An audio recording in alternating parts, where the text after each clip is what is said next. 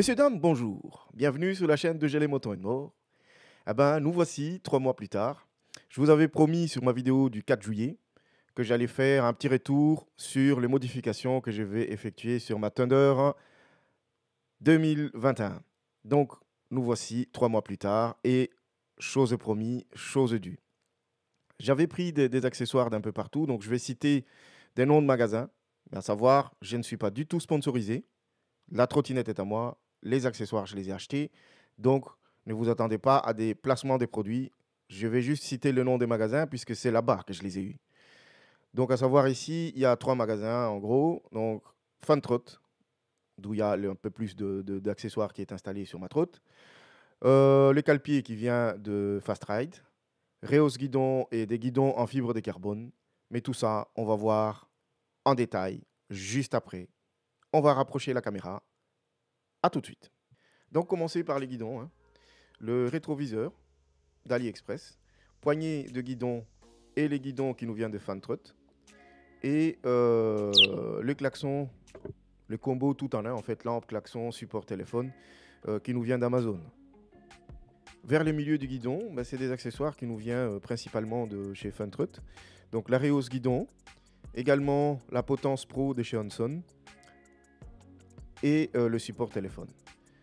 Le lecteur d'empreintes de Fingerprint qui nous vient d'AliExpress, mais celui-ci est une super bonne idée, mais il a quelques lacunes qu'on va voir à la fin de la vidéo pour tous ceux que ça intéresse.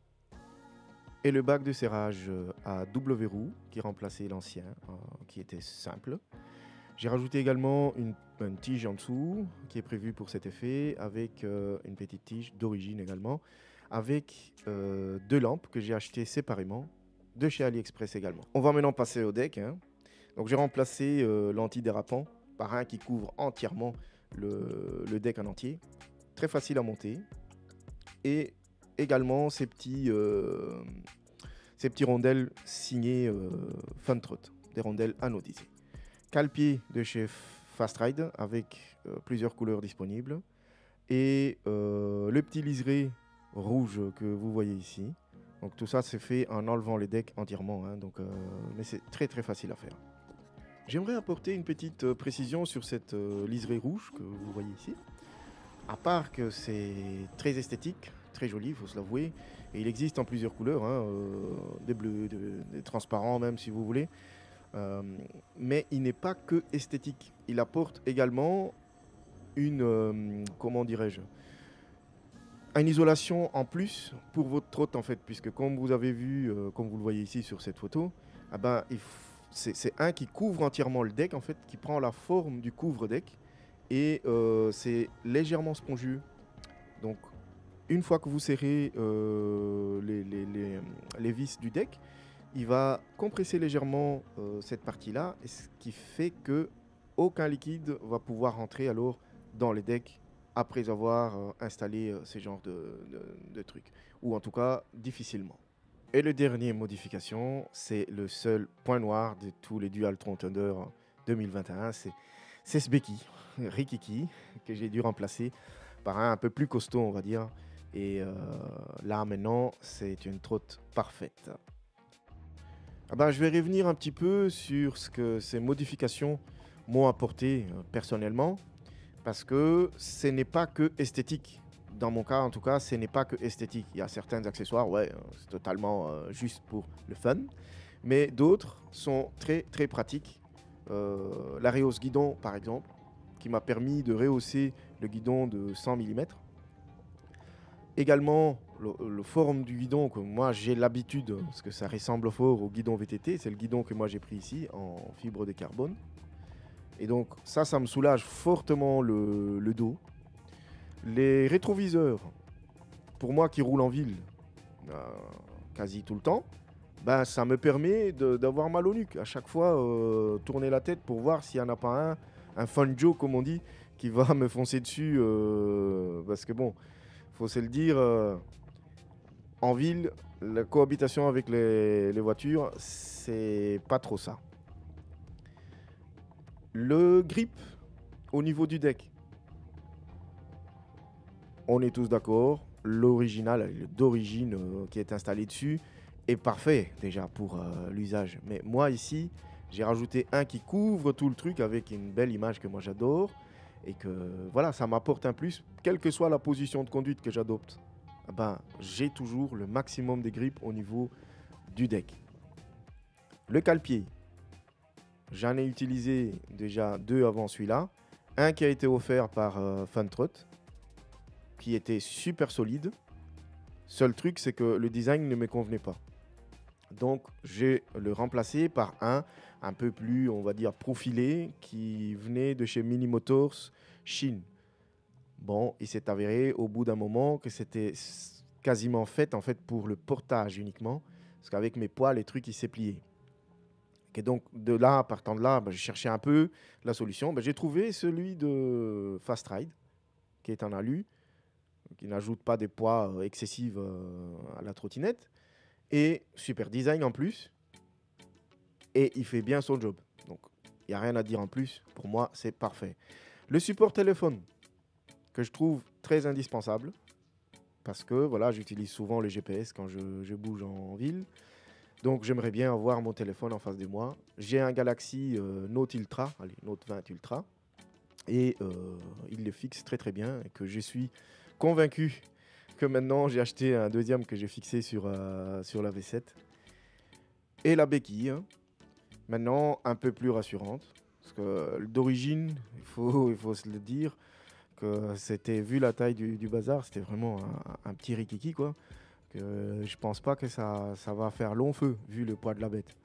Mais bon, moi j'ai opté pour la solution un peu plus renforcée et que maintenant, je suis plus rassuré. Pour moi, c'était juste déposer les trucs et j'ai effectué un trou à ce niveau-là que j'ai mesuré plus ou moins au père coulisses pour pas avoir un trou énorme non plus. Et après, la réisoler une fois que le fil passe par là, la réisoler avec du silicone pour empêcher quand même les entrées d'eau. Et qu'une fois monté, ça donne ça. Il suffit juste de rajouter le silicone par-dessus pour l'isolation. Et niveau branchement, c'est super facile. Vous enlevez ces plugs-là, celui-ci. Donc vous enlevez ça et vous pluguez là-dessus et le tour est joué. Une fois installée, elle est en mode neutre. Hein, donc vous mettez n'importe quel lecteur, empreinte de doigt là-dessus, ça va fonctionner. N'importe lequel, puisqu'il n'y a rien qui est encore enregistré et que donc elle est en mode neutre total. Il suffit juste alors de faire quelques manipulations. Il y a certains certains nombres d'appuis qu'il faut faire. Donc je vais vous mettre en dessous le lien vers la vidéo de Jeff Ride. Comme ça, vous verrez tout ce qui est à faire comme mouvement pour activer le lecteur d'empreinte. Et n'oublie pas, une fois que vous en avez un, rajoute directement un deuxième. Parce que c'est l'erreur que moi j'ai fait. Donc j'en ai fait que un. Et du coup, j'étais parti au parc. Et en voulant filmer le deck, j'ai constaté qu'il y avait un petit peu de terre qui venait de mes chaussures. Donc j'ai voulu nettoyer ça. Donc j'ai enlevé mes gants et je commençais à frotter. Sans me rendre compte que j'étais en train d'abîmer mes empreintes digitales. Digitaux, pardon. Une fois que j'avais fini ça, j'ai commencé à filmer et tout. Et en voulant repartir, j'allume la trotte. Il y a juste l'afficheur qui est allumé. Donc, comme vous le voyez ici. Hein. Donc, l'afficheur est allumé, mais la trotte refuse de s'allumer, lui. Donc, pas moyen de repartir du parc avec la trotte. Heureusement que je n'étais pas seul, donc les autres sont allés chercher la voiture. On a dû pousser la trotte jusqu'à la sortie, mettre dans la voiture. Bon, je vous passe les détails. Mais en tout cas, c'est très, très désagréable. Donc, un conseil, dès que vous faites ça, dès que vous enregistrez une empreinte, rajoute-en 2 ou 3 en plus. Parce que vous pouvez en mettre jusqu'à 5 empreintes là-dedans. Pour pas avoir le même mauvaise surprise que moi. Et privilégie le 2 mains. Donc si vous en avez activé 1 ou 2 sur la gauche ou la droite, faites-en autant sur l'autre. Comme ça, vous êtes un peu plus couvert, on va dire. Donc ça, c'était le souci que moi j'ai eu. C'est plutôt une imprudence de ma part. que le souci du truc même, mais ça m'a permis en fait de constater que c'est très très difficile de faire, ou voire impossible, hein, de faire un reset sur ces nouveaux modèles ou nouvelles générations de lecteurs d'empreintes. Donc c'est très très très difficile. Ah ben voilà, cette vidéo arrive à sa fin, hein. Je vous remercie en tout cas de l'avoir regardé déjà jusque-là.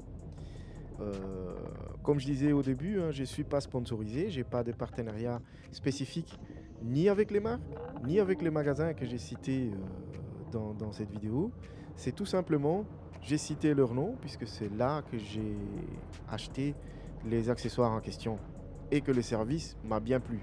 Donc, encore une fois, bah, je les remercie aussi, hein, parce que voilà, merci à Funtrot en tout cas, parce que le service, malgré qu'ils ne sont pas en Belgique, très pro, très rapide, ça va très très vite.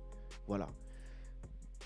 Et que s'il y a des commentaires, vous pouvez vous lâcher tout en respectant tout le monde, bien sûr, hein, parce que comme je disais, hein, il n'y a pas de sponsorisation, donc je ne vends rien, et que les commentaires doivent bénéficier à tout le monde. Voilà, c'est la philosophie de ma chaîne en tout cas. Eh ben, encore une fois, merci. Et j'espère vous revoir en tout cas lors des prochaines. Au revoir.